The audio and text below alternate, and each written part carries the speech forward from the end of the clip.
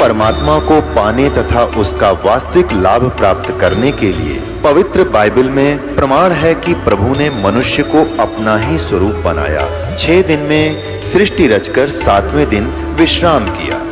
कुरान शरीफ में प्रमाण है कि हजरत मोहम्मद को खुदा स्वयं कह रहे हैं कि मैंने तुम्हें उस परमात्मा की महिमा बताने के लिए भेजा है। वो परमात्मा कबीर है जिसने 6 दिन में सृष्टि रची तथा 7वें दिन तख्त पर जा विराजा। उसकी खबर किसी बाखबर से पूछकर तो देखो। कृपया अवश्य सुनिए जगत गुरु तत्वदर्शी संत रामपाल जी महाराज के अमृत वचन।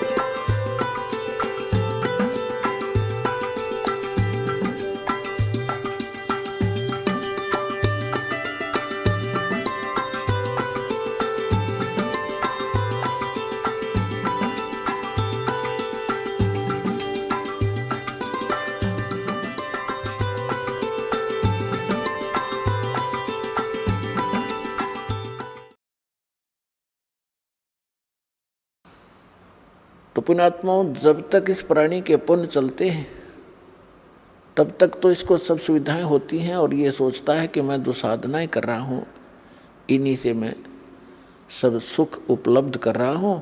लेकिन अब इस तत्व ज्ञान के पैमाने से इसकी रोशनी में आप देखोगे, फिर आपको पता चलेगा कि जिन जिन गुरुओं को आप गुरु मानते थे और सतगुरु मानते थे वो बिल्कुल नालायक आदमी थे, उनको कख भी पता नहीं। एक टीचर अपने सिलेबस से परिचित नहीं है, उसको टीचर कहा जा रहा है, क्योंकि विद्यार्थी को अगर ये इतना ज्ञान हो कि वो टीचर को ही पहचान ले तो वो तो विद्यार्थी रहा ही नहीं। तो टीचर के कोई त्रुटि को टीचर ही बता सकता है।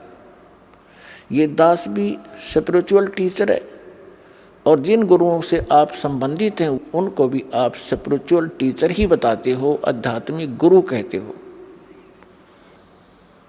और दास कहता है कि ये सब झूठे और नकली ज्ञान को प्रचार कर रहे हैं, इनको कोई ज्ञान नहीं अध्यात्म मार्ग का।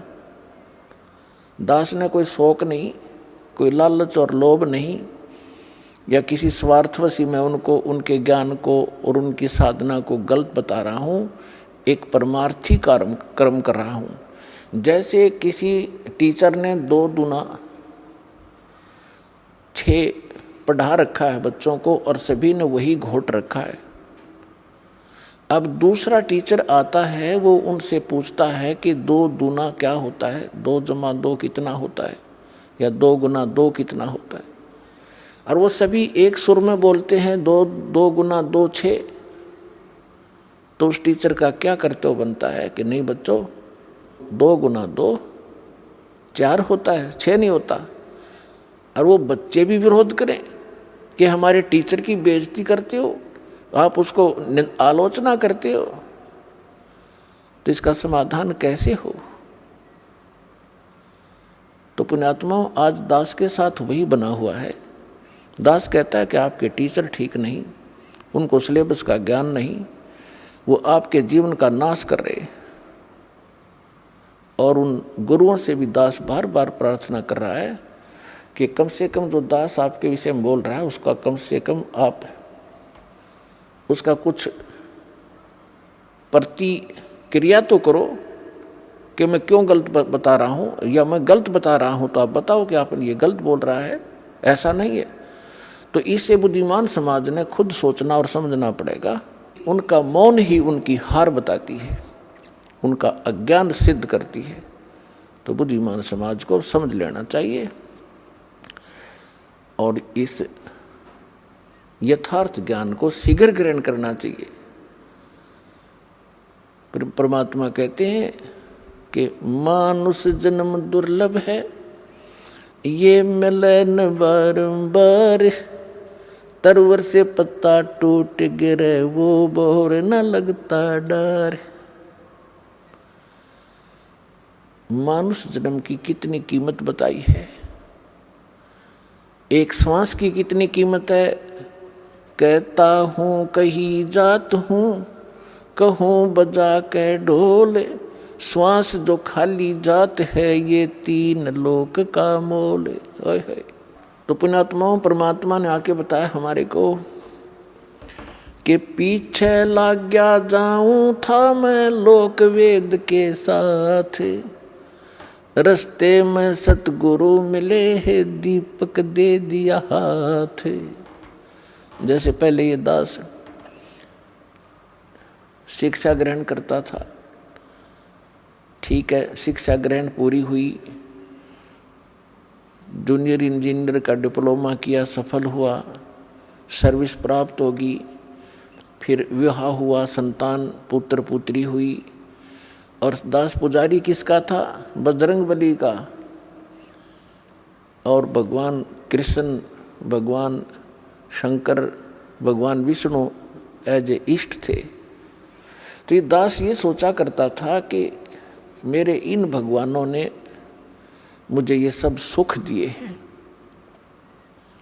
अब परमात्मा के तत्व ज्ञान रूपी इस रोशनी से, टॉर्च से, इस प्रकाश से दिखाई दिया कि ये जिन भगवानों को मैं ये सोच रहा था कि इन्होंने ये सुख दिए, ये इनके सतर का काम नहीं था, ये हमारे पूर्व जन्म की बैटरी ही चल रही थी,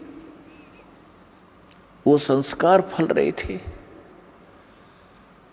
हम लोक वेद के आधार से साधनाएं कर रहे थे, दंत कथा, लोक वेद माने दंत कथा, सुनी सुनाई हियर से स्टोरीज पर हम आधारित थे। वो शास्त्र अनुकूल ज्ञान भी नहीं था और न ही वो साधना थी। इसके विषय में परमात्मा अपने ऊपर ही हमें उदाहरण देकर सुनाते हैं। पीछे लग गया जाऊं था मैं लोक वेद के साथ, रस्ते में सतगुरु मिले दीपक दे दिया हाथ।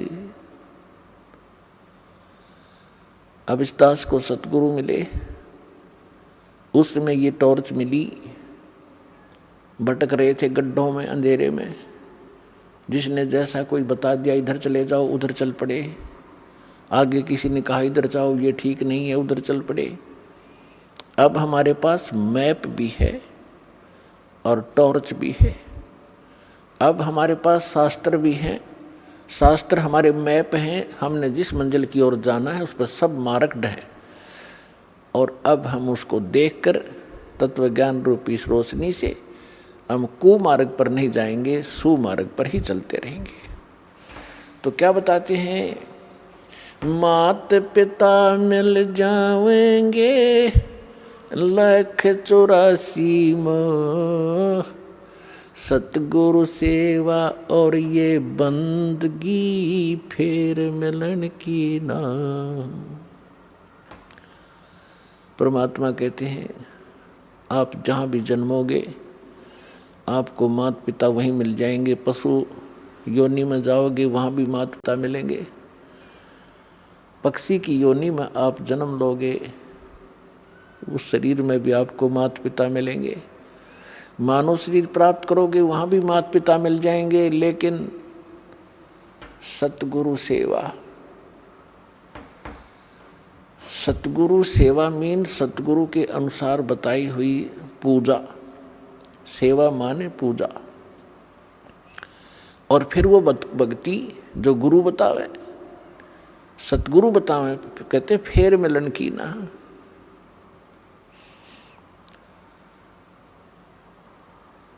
अब परमात्मा कहते हैं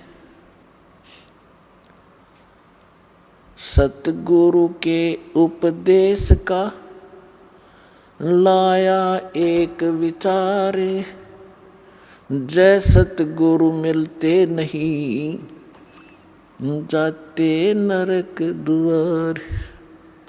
नरक द्वार में दूत सब करते खेचा तान, उनसे कभू ना छूटता, फिर फिरता चारों खानी। चार खानी में भरमता, कभू न लगता पार।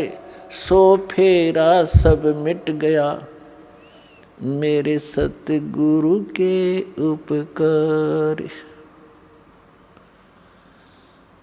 परमात्मा ये हमारे जो कबीर साहिब हैं, ये हमारे पिता हैं। ये वो परमात्मा है जिसमें सर्वगुण संपन्न है। त्वमेव माता च पिता त्वमेव, त्वमेव बंधु च सखा त्वमेव, त्वमेव विद्या च द्रविण त्वमेव, त्वमेव सर्व मम देव देव। हे सब देवों के देव, सब भगवानों के भगवान, हे परमेश्वर, आप ही माता वाला गुण रखते हो, आप ही पिता वाला गुण रखते हैं। सच्चे भाई भी आप हैं, सच्चे साथी भी आप हैं, और हमारा धन भी आप ही हैं। कबीर और सब जग निर्धना, धनवंता ना कोय।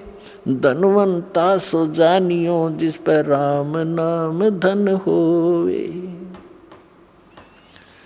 तो यहाँ क्या बताते हैं परमात्मा?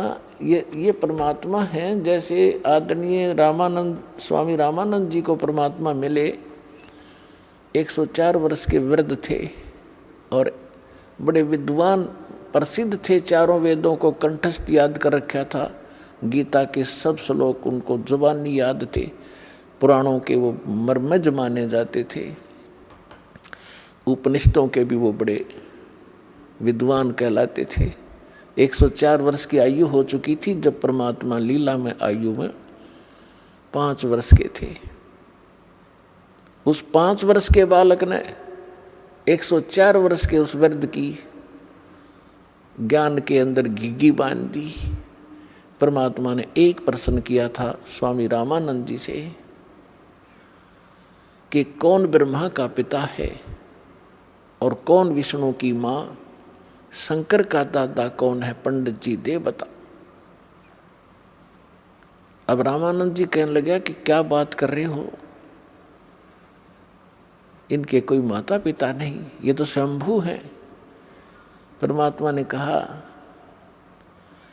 कि मोती मुक्ता दर्शत नाही, ये जग है सब अंधरे।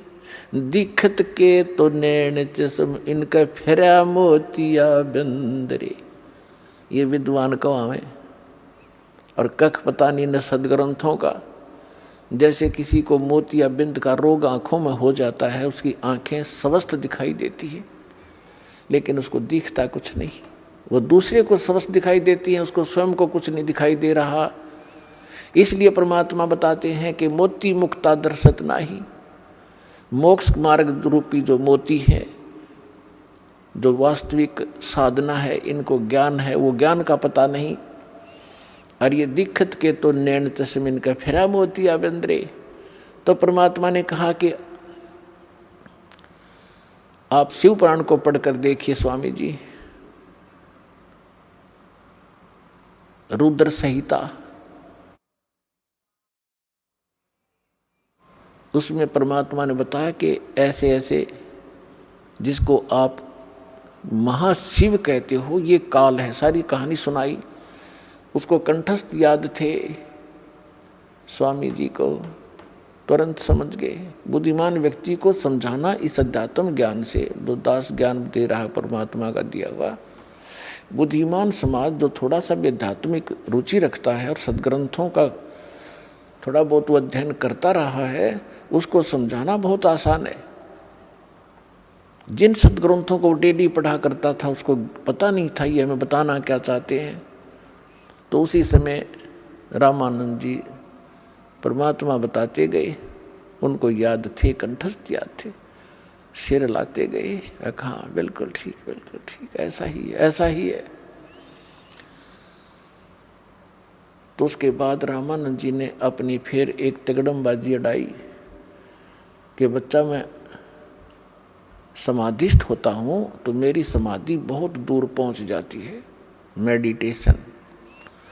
परमात्मा ने कहा कि लगाइए आपकी समाधि, देखते हैं कहाँ तक जाती है। स्वामी रामानंद जी ने, उनका रोज का अभ्यास था, 1 सेकंड में समाधिस्थ हुए।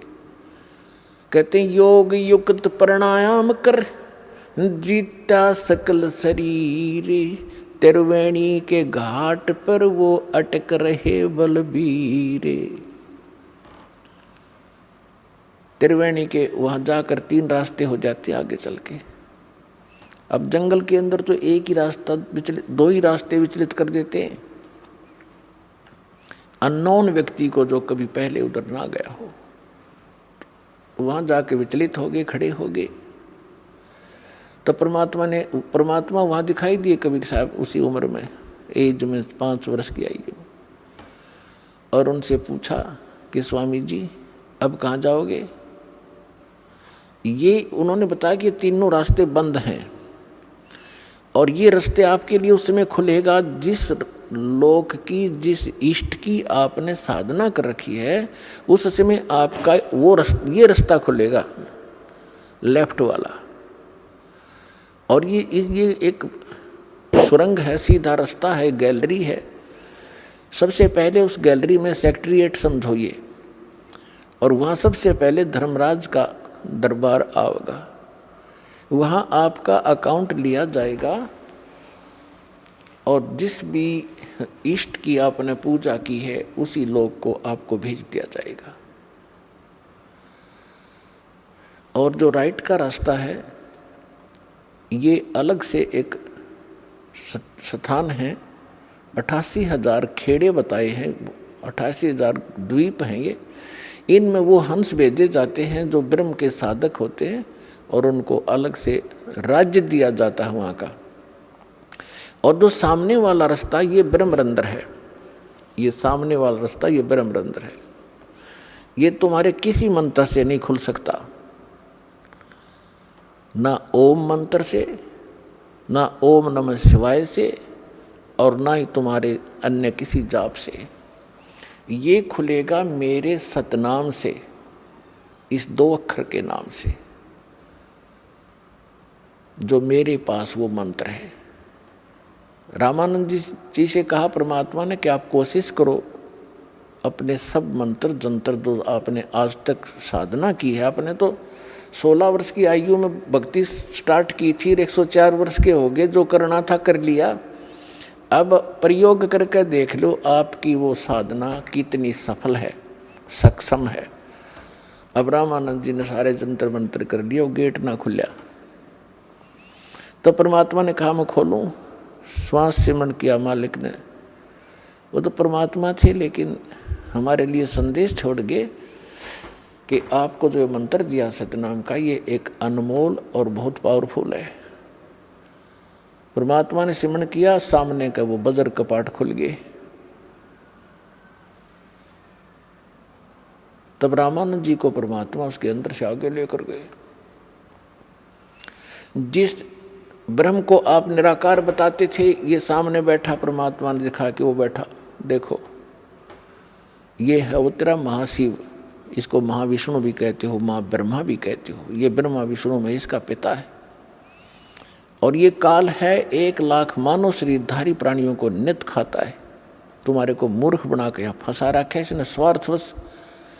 आपसे संतानों उत्पत्ति करवाता और खाता ये है जैसे कसाई बकरे पालता है, उनकी कितनी केयर टेक करता है, कितनी संभाल करता है।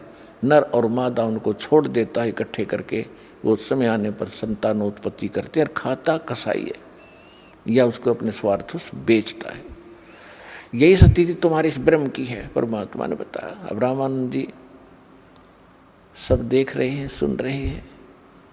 फिर परमेश्वर उनको 11वें द्वार से पार किया, जिसमें अक्षर पुरुष का लोक प्रारंभ होता है। अक्षर पुरुष के सातसंग ब्रह्मांडों को पार करके परमात्मा पहुंचे 12वें द्वार पर, जहां भंवर गुफा है, और उसको पार करके सतलोक में प्रवेश किया। वहां जाकर क्या देखा रामानंद जी ने कि परमात्मा सत्यपुरुष सिंहासन पर विराजमान है, तख्त के ऊपर। सिर पे चौर, सिर पे छत्र है, एक मुकुट है सफेद, और एक बहुत बड़े मंदिर नुमा गुम्बज के अंदर उसके सेंटर में परमात्मा विराजमान है। उनके एक रोमकूप में करोड़ सूर्य मिला दे, करोड़ चंद्रमा, ऐसी रोशनी उनकी छवि परमात्मा की है। पूरी बॉडी की कितनी होगी आइडिया लगा सकते हैं। कबीर साहब 5 वर्ष के बालक के रूप में चंवर उठाया जो वहाँ रखा था, और जो सिंहासन पर बैठे थे परमात्मा उस पर चंवर करने लगे, जैसे एक सेवक यहाँ गुरुजी पर करते हैं, ऐसे कर रहा था। अब रामानंद जी सोचने लगे कि कबीर तो यहाँ का कोई गण है, देव है, और सचमुच ये अमर पुरुष तो ये बैठी है तख्त पर, सिंहासन पर। इतने में क्या हुआ, अमर पुरुष दिखाई दे रहे थे, वो खड़े हुए और 5 वर्ष के बालक को करबद्ध होकर संकेत किया कि बैठो भगवान, ग्रहण करो अपना सिंहासन।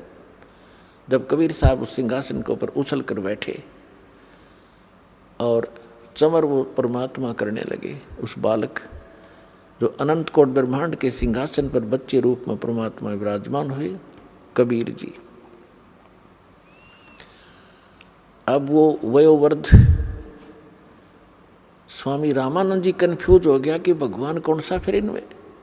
इतने मोहते जो में शरीर जो परमात्मा मान रहे थे रामानंद जी, वो 5 वर्ष के बालक में समा गए। अकेले कबीर परमात्मा 5 वर्ष के बालक अनंत कोट ब्रह्मांड के कंट्रोलर के सिंहासन पर विराजमान थे।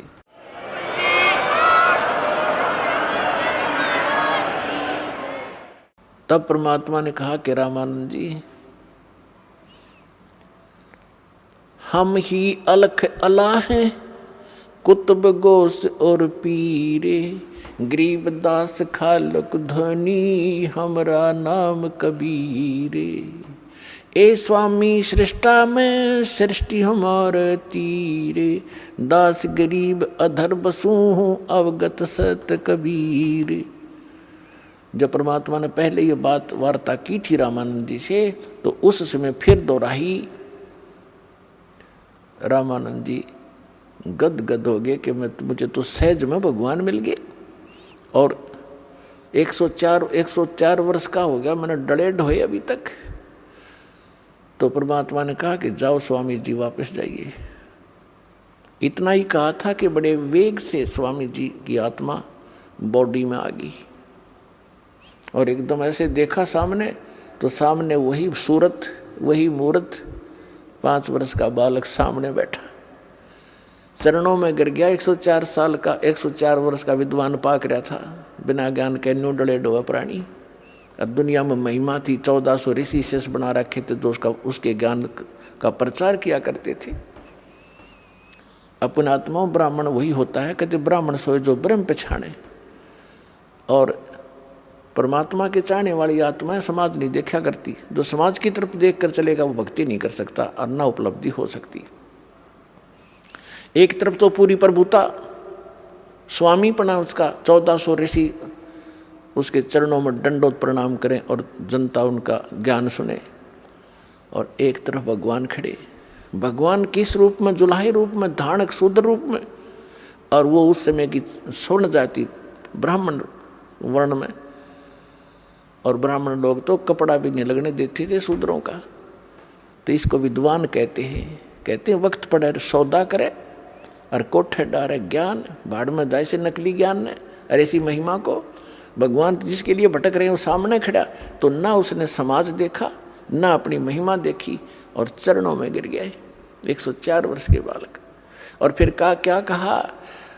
तुम साहेब तुम संत हो, तुम सतगुरु तुम हंस, गरीबदास तेरे रूप बिना और न दूजा अंश।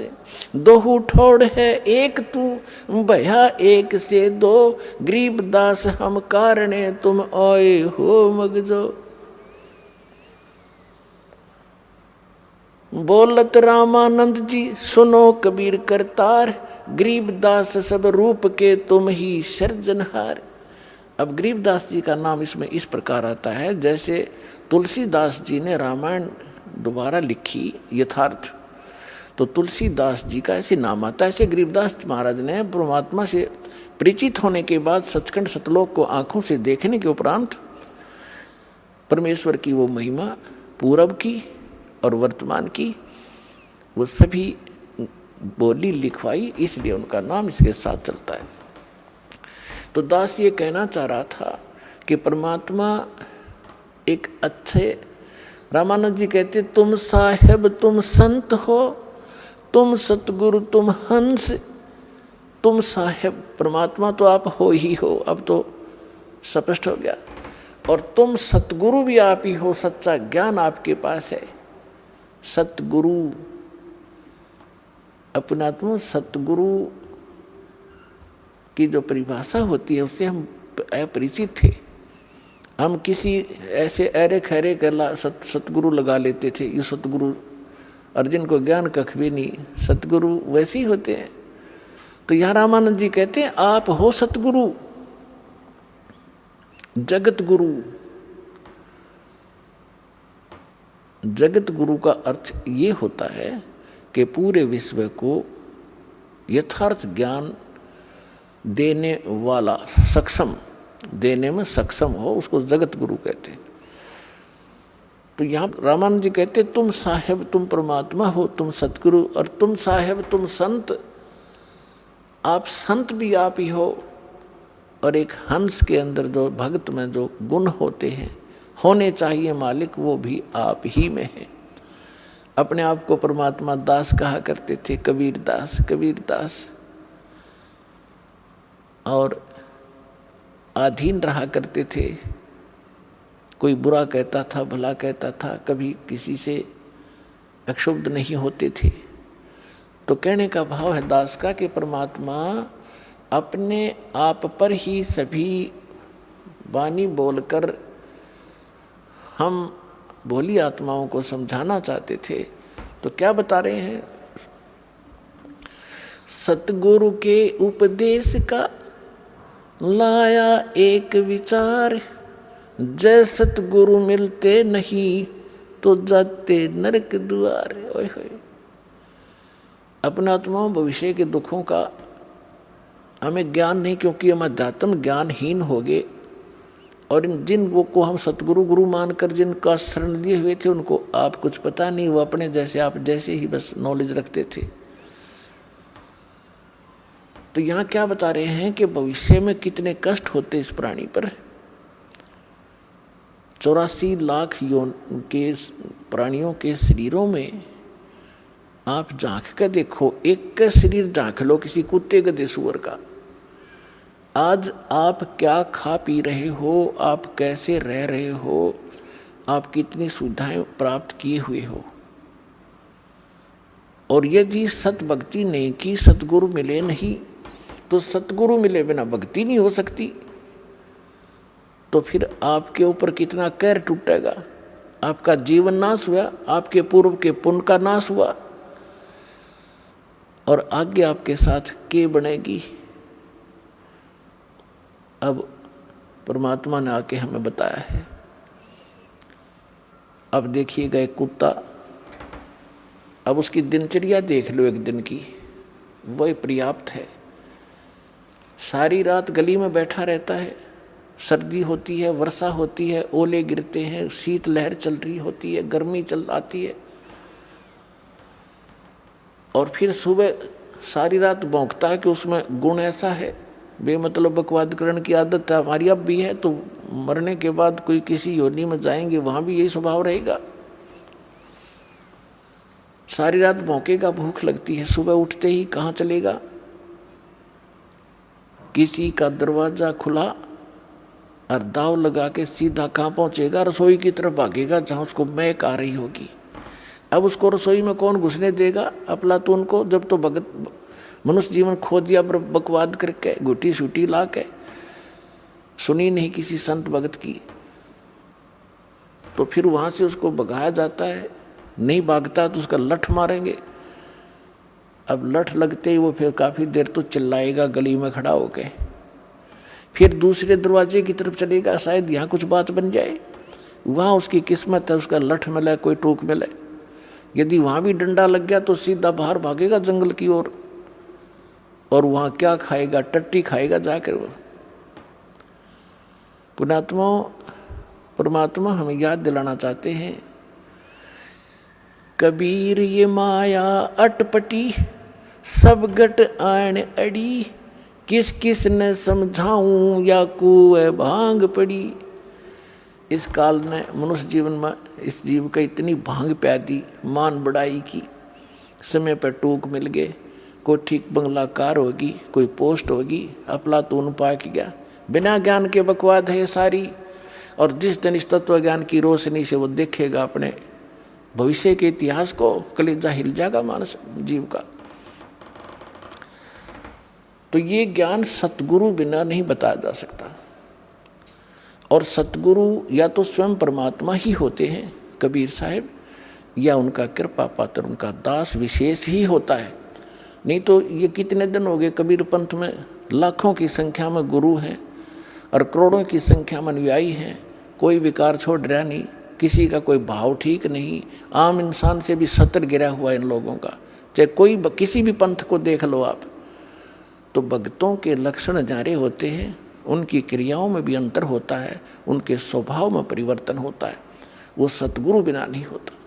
तो अब इस दास को भेज दिया भगवान ने, अपना वही सारा अन्वेषण दे के यथार्थ ज्ञान दे दिया, और सिर पर पंजा उस परमात्मा का दास के साथ रहता है। तभी हम सफल हो रहे हैं।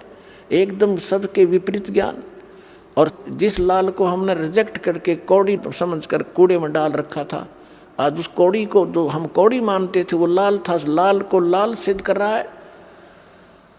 यानी कबीर को भगवान, भगवान को भगवान सिद्ध करने में इतना कठिनता आ रही है दास को, और जो भगवान नहीं थे उनको हम दंत कथा लोक वेद के आधार से सहर्ष स्वीकार किए बैठे थे। तो इतना विरोध, भयंकर विरोध हो रहा है, और उसके बाद हम सफल हो रहे हैं, क्योंकि सत्य के सामने असत्य के पैर नहीं होते, वो ज़्यादा समय टिक नहीं सकती। तो परमात्मा ने अपने बच्चों तक इस ज्ञान को पहुंचाना है। पहले उस काल ने अपना जो कहा था कि मैं ऐसे ऐसे करूंगा, उसने सारा कुछ कर लिया। अब परमात्मा ने भी कहा था कि जब कलयुग 5500 वर्ष बीत जाएगा, तब मैं फिर से अपना एक दास भेजूंगा या स्वयं आऊँगा, और फिर तेरे सारे जितने दाव पेच से सब काट दूंगा, कटवा देंगे। जैसे काल ने दाव लगाया था कि पहले मेरे दूत जाएंगे और सबको मिसगाइड कर दूंगा, करवा दूंगा, उल्टे ज्ञान पर आधारित करवा दूंगा। पहले अंश हमारा जाई, पीछे अंश तुम्हारा आई। 12 पंथ करूं मैं साजा, नाम तुम्हारा ले करूं आवाजा। 12 पंथ नाम जो ले ही, सो हमरे मुख आन समोही। जाओ जोग जीत संसारा, जीवन माने कहा तुम्हारा। जीव तुम्हारा कहा न माने, हमारी ओढ़ हो बाद बखाने। और अनेक पंथ चलाऊं, या विद जीवों को भरमाऊं। तब परमात्मा ने कहा था कि तू कर लेना जो तूने करना है। फिर हमने धर दिया समय, हमने ये ठीक रख दी, जब कलयुग 5500 बीत जाएगा फिर हम आएंगे या अपना कोई दास भेजेंगे। दास भेजा है तो परमात्मा साथ है, तो वो ही समझो साथ ही है, उनकी कृपा से सारा कुछ हो रहा है। तो परमात्मा ने कहा था, मालिक को मालूम था कि जब तक ये काल के दूत इन्होंने जो भी ज्ञान प्रचार करना है, ये उसका ढोल पीट चुके होंगे। इनके अनुभव के इनके शिष्य भी अच्छी तरह उनके ज्ञान को ग्रहण कर चुके होंगे, और 100 वर्ष इनको बीत चुके होंगे उस अज्ञान प्रचार करते हुए उन संतों ने, और उनकी पुस्तकें बन चुकी होंगी। तब मेरा दास जाएगा और उनको सदग्रंथों से मिला के दिखावेगा। तो परमात्मा के बच्चे उन दोनों की तुलना को देखकर तुरंत उस नकली को रिजेक्ट करके हमारे पास आ जाएंगे। परमात्मा ने ये दाव पेच रखा था। इसलिए धर्मदास जी से कहा था, धर्मदास मेरी लाख दुहाई, ये मूल ज्ञान अभी कहीं बाहर ना जाए। जो मूल ज्ञान है ये दास बता रहा है। इस दास के अतिरिक्त या उन महापुरुषों को जिनको परमात्मा मिले, ये मूल ज्ञान नहीं दिया, ना ही ये मूल मंत्र दिए, नहीं तो इन नकली पंथों के हाथ ये मूल ज्ञान और ये मूल मंत्र होते लग जाते तो ये भी यही ज्ञान और यही मंत्र देते रहते, और वो अधिकारी थे नहीं, उससे लाभ होना ही नहीं था, जिस कारण से इस मानव का बहुत विनाश हो जाता। और परमात्मा ने सबसे प्रतिज्ञा करा ली थी, जिसको भी ये मंत्र दिए थे, जैसे आदरणीय धर्मदास साहिब जी को, आदरणीय मलुकदास साहिब जी को, आदरणीय दादू साहिब जी को, आदरणीय नानक साहिब जी को, आदरणीय गरीबदास साहिब गांव छुड़ानी जिला जज्जर वाले को, आदरणीय गीसा दास साहिब जी गांव खेखड़ा, अब जिला बागपुर हो गया, बताऊं बागपुर। इन सबको ये मंत्र भी दिए थे, ज्ञान भी दिया था, लेकिन इनको प्रतिज्ञा करा दी थी कि कहीं नहीं जाए, या भी ज्ञान किसी को नहीं बताना, और ये सतनाम और सारनाम के तो छींट भी नहीं लगने देना तुमने किसी का।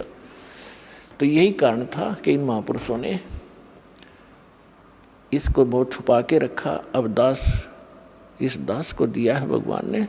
तो ये थी, बीच में परमात्मा को मालूम था कि इन्होंने जो कुछ कहना सुनना ये कह चुके होंगे, और जब मेरा दास जाएगा, और ये टेक्निक आप देख रहे हो, टीवी और ये इंटरनेट अभी 10-12 वर्ष से ही ये पनपे हैं, इससे पहले नहीं थे, क्योंकि ये प्रोजेक्टर वगैरह बनवा के परमात्मा ने अपना ज्ञान अपने बच्चों को देना था, उससे पहले आपको शिक्षित किया।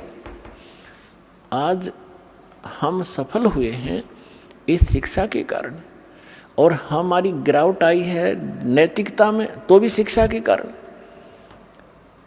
आप देखो, हम क्योंकि दास ने दोनों जमाने देखे हैं, वो जमाना भी देखा है कि आपस में कितना प्यार होता था। हमारे चाचे ताऊ दूर दूर के रिश्तेदारों का गांव में एक दूसरे का सहयोग करते थे, किसी पर आपत्ति आ जाती थी, सब सारा का सारा गांव इकट्ठा हो जाता था, सब उसको हमदर्दी देते थे, हम तेरे साथ हैं, घबराइए मत, कोई बात नहीं, और इतनी मदद करते थे, वह आपत्ति एकदम भूल जाता था इंसान।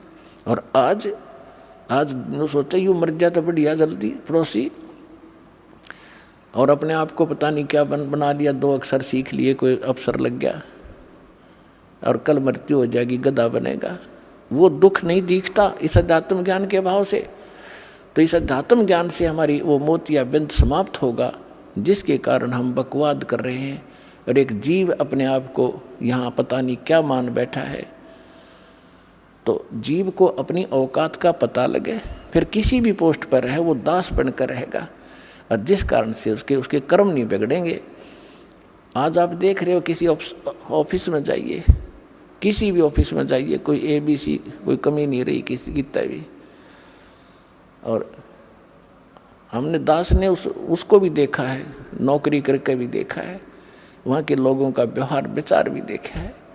तो वहाँ की उसको देखकर हम गांव के व्यवहार से तुलना करता था दास उस समय भी, कि देखो यहाँ और वहाँ में कितना दिन रात का अंतर है, उन लोगों की कैसी वृत्ति है, कैसा व्यवहार है, एक पैसा कमाना अहम है, ना इज्जत करते हैं किसी बड़े छोटे की, बस वो ऐसी बिजली गिर गई।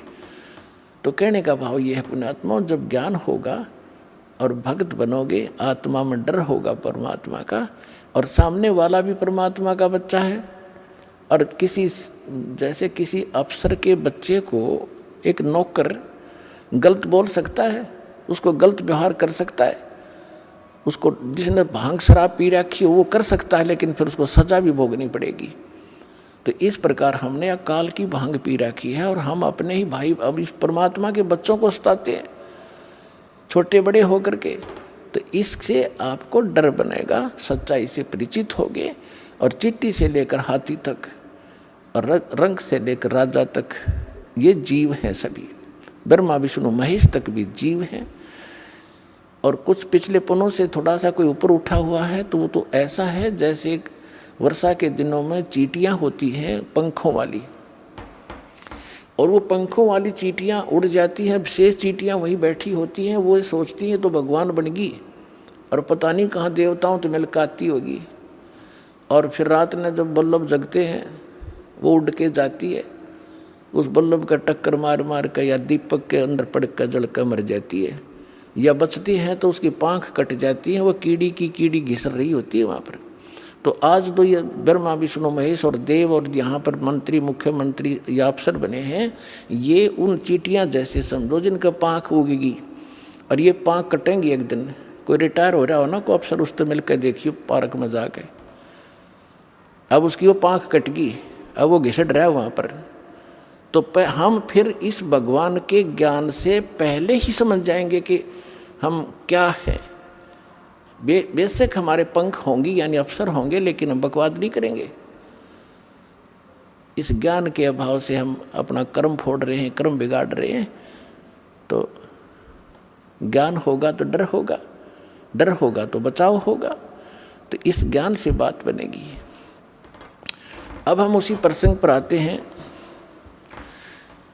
कि जैसे सतगुरु के उपदेश का लाया एक विचार, जय सतगुरु मिलते नहीं जाते नरक द्वार। नरक द्वार में दूत सब फिर करते खेचातान, उनसे कभू ना छूटता फिर फिरता चारों खानी। ओए होए, जिस दिन आपकी अब भांग उतर जाएगी पुण्यात्माओं, यानी इस काल के झूठे सुख और यहाँ के जो झूठी पोस्ट का नशा उतर जाएगा आपका, फिर आपकी आंखों से आंसू बहने लगेंगे। आप सोचा करोगे हम देख के क्या बने फिरे थे, हम थे क्या, हम सोच क्या बैठे अपने आप को। और ये ज्ञान ना मिलता, सतगुरु ना मिलते तो क्या बनता आपके हमारे साथ। परमात्मा अपने ऊपर उदाहरण देकर कह रहे हैं कि जैसे यहाँ से जो मृत्यु हो जाती है, चाहे रंक हो चाहे राजा, सभी मरेंगे और यम के दूत उनको पकड़ कर ले जाएंगे जो सत भक्ति नहीं करते। और भक्ति भी कर रहे हैं वो गलत कर रहे हैं, शास्त्र विदिता का मनमाना आचरण कर रहे हैं। तो सभी एक सत्र के प्राणी हैं। जो ना कर रहे और गलत कर रहे हैं उनको यमदूत पकड़ कर ले जाते हैं। फिर वहाँ धर्मराज के दरबार में आपका अकाउंट करवा के फिर वो उठा कर लठ ऐसे हाँकते हैं लाखों की संख्या में, जैसे डांगर पशुओं का लठ मार मार के और फाटक में रोक क्या करें और वो वापस भाजे, क्योंकि आगे हाहाकार में श्री नरक में। और उन सबको कहा कि चलो, लाखों की संख्या में चारों तरफ यम के दूत लठ लिए खड़े, सीधे बाले ठोके।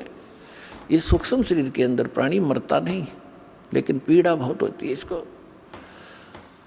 तो वहाँ वो यम के दूत लठ मार मार के उनको उस नरक की तरफ, उस गेट में आगे सरका और वो पीछे भागे। कहते वो खेचा ताड़े पाछे तो बाले लाकर फिर जबरदस्ती ठोक दिए जाते नरक में। और उसके बाद फिर नरक भोगकर कहाँ जाते, 84 लाख योनियों के इन जीवों के दुखों को भोगते हम। पुण्यात्माओं, आज आपको जरा सा महसूस हो रहा है क्योंकि समय पर टूक मिल रहे हैं। कोठी बंगले बना के आप निश्चिंत हुए बैठे हो। अब इस एंटीबायोटिक, इस ज्ञान से, इन कैप्सूल से आपका नशा उतारा जाएगा। पहले तो जब नशा उतर जाएगा जब तो आप आगे चलोगे, नहीं तो यहीं बैठे बैठे टूल ले जाओगे। तो पहले आपका नशा उतारा जाएगा इस सत्संग के माध्यम से। और सतगुरु बिना सत्संग हो नहीं सकता। चाहे कितनी बात बनाओ, वो सच्ची कह नहीं सकता, उसके पास सच होती नहीं, उसकी बात में दम नहीं होता। वह कहते हुए सोबर सोचता है कहीं तेरी झूठ ना पकड़ी जा। और यह सारे वचन सत्य हैं, सारा ज्ञान सत्य है, सब मंत्र सत्य है और भगवान हमारा सत्य है, सत साहिब है। तो क्या बताते हैं भगवान कि नरक द्वार पे, नरक के गेट पे दूत सब वो करते खेचा ताड़, और उन ते कभू ना छूटता फिर फिरता चारू खान। चार खानी में भरमता। चार खानी कौन सी है? जैसे कुछ तो अंडे से उत्पन्न होते हैं, कुछ जेर में लिपटे हुए उत्पन्न होते हैं, जो उनको बोलते हैं अंडज, जेरज, श्वेतज और उद्भुत। ये चार प्रकार से जीवों की उत्पत्ति होती है। इनको चार ग्रुपों में बांटा गया है। इसमें 84 लाख प्रकार के प्राणी होते हैं, जैसे मच्छर, मक्खी की, पशु पक्षी सारे लगा कर। तो परमात्मा कहते हैं कि उसके बाद फिर 84 लाख प्रकार के प्राणियों के शरीरों में दुख उठाते। 4 खानी में भरमता और कभू न लगता पार, 100 फेरा सब मिट गया मेरे सतगुरु के उपकारी। ओए होए। अब क्या बता रहे हैं परमात्मा कि इतना आपको बाईपास निकाल दिया सतगुरु ने। और फिर क्या बताते हैं, 7 समुद्र की मसीह करूं, लेखनी करूं बन राय, धरती का कागज करूं, गुरु गुण लिख्यो न जाए। अब लिख के दिखाओ गुरु के गुण, ऐसे सतगुरु के गुण जो इतने दुखों से आपको बचाएगा। एक कुत्ते की जीवनी लिखने लग जाओ, उसके पास गधे की लिखो, फिर सूअर का देखो क्या खाता है, कहाँ रहता है, और आप और हम कहाँ रह रहे हैं। ये सुविधा आपको क्यों प्राप्त है? जैसे विद्यार्थी को माता पिता, चाहे मजदूर हो, चाहे किसान हो, या कोई बिजनेसमैन है, अपने बच्चों को पूरी सुविधा देता है, समय देता है कि बेटा जाओ तुम स्कूल में शिक्षा ग्रहण करो, अच्छी ड्रेस पहनाता है, आपसे फटे पुराने पहनता है, उसको अच्छी ड्रेस देता है। और जो बच्चा उस विद्या काल में शिक्षा समय के अंदर बकवाद करता है, शिक्षा ग्रहण नहीं करता है, आगे जाकर उसको कितना कष्ट होता है। यही स्थिति आज आपकी है। जिनको मानव शरीर प्राप्त है वो उस विद्यालय में प्रवेश प्राप्त है जिसमें मोक्ष हो सकता है, मोक्ष होता है। यानी भक्ति के लिए आपको ये ड्रेस अलग से मिली है, ये सुविधाएं मिली है। और जो इन सुविधाओं का दुरुपयोग करता है, कोठी बंगले बनाने में अपना जीवन नाश कर रहा है और यहाँ के ड्रामाबाजी करके ब्याह शादियों में अपनी शान शौकत दिखाता है, वो महामूर्ख व्यक्ति है। इस भक्ति के मार्ग में समाज से कुछ भी करो, लेकिन भगत के लिए ये बिल्कुल अलाउड नहीं है। अध्यापक विद्यार्थी के लिए, विद्यार्थी सिनेमा देखे, शराब पीवे और ताश खेल सारा दिन, बकवाद करे, अपना उद्देश्य नहीं कर रहा है, तो विद्यार्थी बेशक है लेकिन वो उद्देश्य से भटका हुआ। तो ऐसे ही वो दशा उस व्यक्ति की है जो मनुष्य शरीर प्राप्त करके सत साधना नहीं करते। तो यहाँ क्या बताते हैं परमात्मा, 7 समुद्र की मसी करूं, लेखनी करूं बन राय, धरती का कागज करूं, गुरु गुण लिख्यो न जाए। और फिर क्या बताते हैं, गरीबदास जी परमात्मा से परिचित होने के उपरांत कहते हैं, सतगुरु के सजदा करूं, कर्म छुटाए कोटि, जो ऐसे सतगुरु की निंदा करे, जम तोड़ेंगे ओठ। के सतगुरु के सजदा करूं, ये पाप छुटाए कोट, करोड़ों पापों से बचा दिया हमारे को। अब सारा दिन आपका कैसा शेड्यूल बना दिया भगवान ने। पुण्यात्माओं देखो, विद्यार्थी का जो सिलेबस है उसने कंप्लीट करना पड़ेगा, तभी वो सफलता पाओगा। आपको जो सुबह दोपहर शाम की जो नित्य नेम दिए हैं वो करने, फिर मंत्र बताया है, प्रथम मंत्र फिर द्वितीय मंत्र, आपका कितना बिजी शेड्यूल हो गया। और फिर अपना काम भी करो जो निर्वाह के लिए। और पहले हम निर्वाह के काम में सारा ही डिवोट कर रहे थे, सारा जीवन लाए बैठे थे, और फिर भी हानि जो की तू, जो लाभ होना वो हो ही रहा, संस्कार का हानि हुई वो भी होगी। और जब हानि होती थी, सारा दिन धंधा करते करते भी नुकसान हो रहे थे, फिर कहाँ जाते थे कि फलाने के पास चलो जंतर मंतर करवाओ। जब वो जंतर मंतर क्या, भगवान की कोई साधना बताओगा।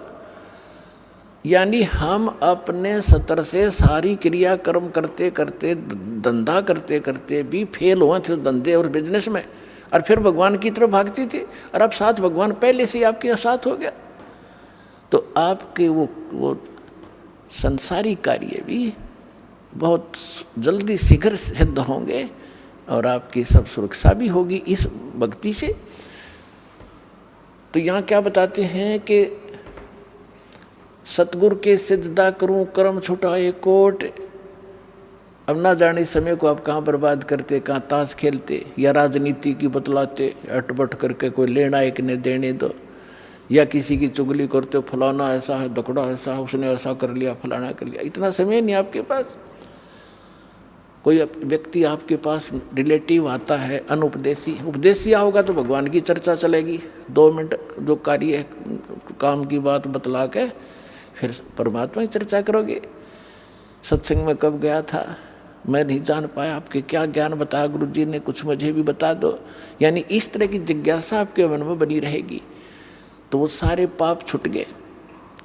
और फिर हमारे को एक ऐसा सौंप दे दिया, साबुन दे दिया भगवान ने कि जैसे हम प्रतिदिन कपड़ा पहनते हैं और वो प्रतिदिन पहनने से स्वाभाविक जिस क्षेत्र में हम रह रहे हैं वो मैला भी होता है, तो सुबह उसको धो ले साबुन और जल से तो फिर साफ हो जाता है।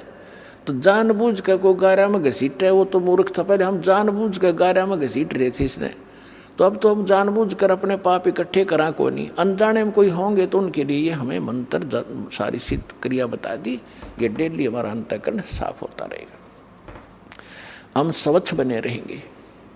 तो यहाँ कहते हैं ऐसे सदगुरु की कोई निंदा करे तो गरीबदास जी कहते हैं जम तोड़ेंगे होठ, यानी ऐसा बुरी तरह पीटेंगे, चाहे कितना लागो, मुंह पर लागो, सिर में लगो, ऐसे लठ मारेंगे तुम्हारे ऐसे संत की जो निंदा करते हैं। फिर क्या बताते हैं, सगुरु मानुष कर जानते ते नर कई है अंध, ओवे दुखी संसार में फिर आगे काल के फंदे। अब क्या बताते हैं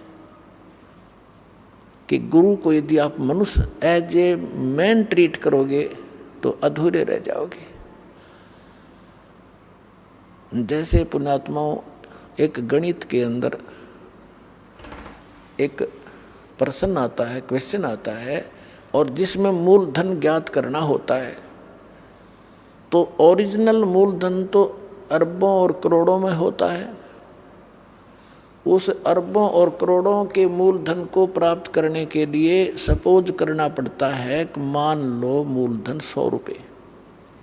हालांकि वो 100 रुपये मूलधन नहीं होता, लेकिन उसको मानने बिना हम ओरिजिनल मूलधन प्राप्त नहीं कर सकते, अपना प्रश्न हल नहीं हो सकता और हम फेल हो जाएंगे।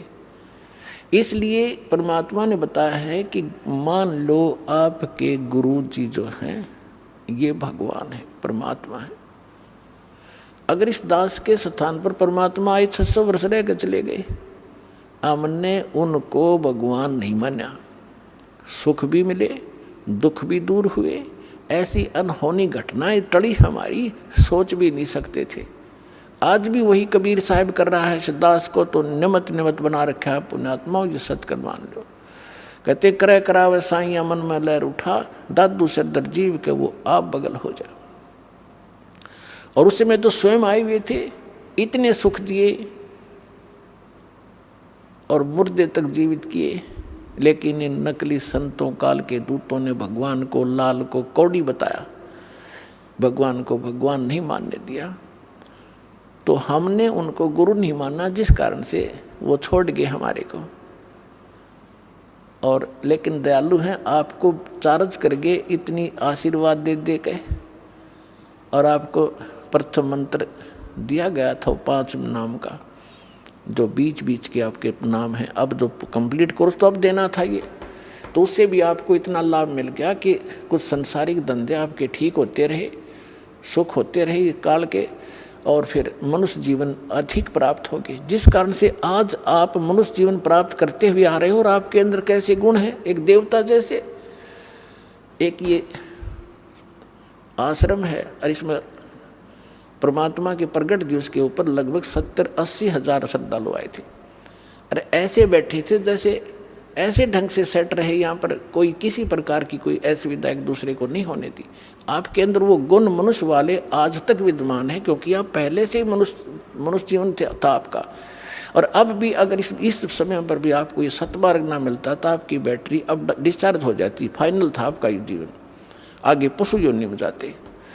तो अब दयालु ने फिर आकर चार्जर लगा दिया, और अब भी चूक गए तो फिर असंग जन्म ठिकाना नहीं आपका, ये सत्कर्म मान लियो। असंग जन्म जाकर मुश्किल से फिर कभी इसी समय में युद्ध दाव आपका फिर लगेगा।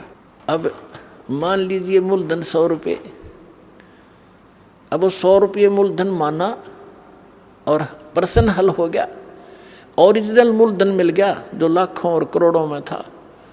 तो इस दास को आप ये समझ लीजिए कि इस दास के स्थान पर परमात्मा होते कबीर साहब, जिसके लिए आप भटक रहे हो, जिसके लिए राजाओं ने राज त्याग दिया और उल्टे सुल्टे खड़े होकर के भगवान पाने के लिए तपस्याएं की, और वो यहाँ बैठे होते तो आप कैसा व्यवहार करते? मैं बताता हूँ कैसे करते हैं। एक तो झूठ नहीं बोलते क्योंकि अंतर्यामी है, ये सारा जानते हैं। तो झूठ कौन बोलेगा? जो मर्यादा तोड़ रहा होगा, जो भगवान से डरने वाला ना होगा, जो ये नहीं समझ रहा होगा कि सामने भगवान, गुरु नहीं भगवान खड़े हों, तो मैं उनसे क्या प्रश्न उत्तर करूं? तो वो सच झूठ नहीं बोलेगा। कोई गलती हुई है तो वो कहेगा जी गलती होगी, मैंने बीड़ी पी ली या कोई देव पूज लिया या कोई अन्य गलती होगी, तो उसका समाधान दिया दाता ने कि आपका कनेक्शन कट गया, इसको पुनः सुचारू करवाइए, शुद्धिकरण मंत्र की करा ले और फिर से शुरू हो जा, आगे गलती ना करना। तो ये थोड़ा सा ऑप्शन इसलिए लिया है परमात्मा ने कि इस काल ने पूरे मानव को अज्ञान से भर रखा है, और एक परिवार में 1 या 2 ही परमात्मा का बच्चा प्रथम आता है, और वो कोई ना कोई ऐसी समस्या उसके आगे अड़ ही जाती है जिस कारण से संघर्ष करते करते भी गलती बन जाती है।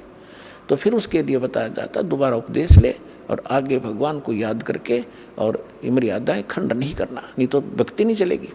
तो 1-2 बार आपको ये ऑप्शन दिया गया है और आप इसको फिर दोबारा ले लीजिए मंत्र, आप फिर स्टार्ट हो जाएंगे। जैसे किसी का मंत्र खंड हो जाता है, दूर देश में बैठा है और उसका पर जहाँ फोन आता है, प्रार्थना होती है, तो उसका मंत्र खंड भी होता है, तो भक्ति बंद नहीं करनी चाहिए उसने, क्योंकि उसने नोइंगली नहीं कर रखी। तो फिर उसका जो डिपॉजिट होगी भक्ति वो सुचारू कर दी जाएगी, वो उस ओरिजिनल अकाउंट में आपकी आ जाएगी।